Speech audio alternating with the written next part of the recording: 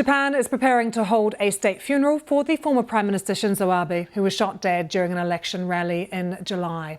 Rupert Wingfield-Hayes says more.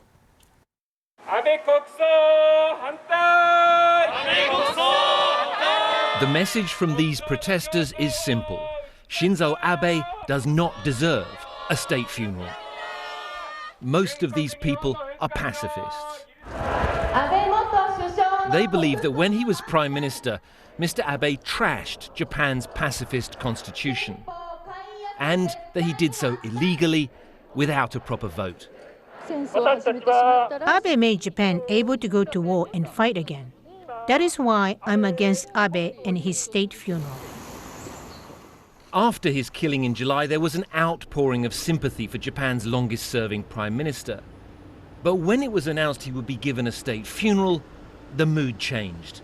I'm actually surprised that the opposition to the state funeral has gone up so much more, as the weeks passed, and now it's like over 60% of the people. I think it has most to do with the fact that Abe is seen as somebody who is not accountable to his people, and so whatever he did it against the constitutional principles, he did against the principles of democracy. The scale of these rallies opposing Shinzo Abe's state funeral show what an incredibly divisive political figure he remains, even after his death.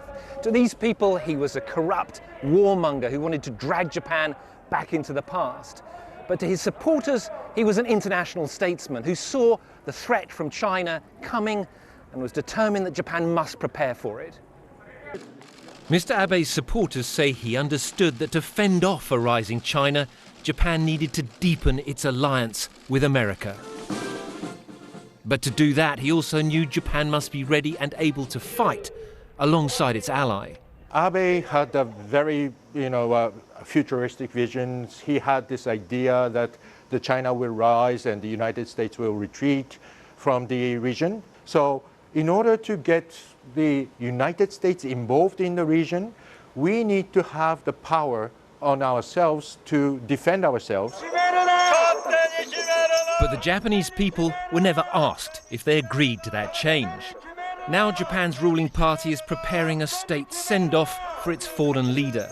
And once again, the Japanese people have not been asked. But they will not stay silent. Rupert Wingfield-Hayes, BBC News in Tokyo.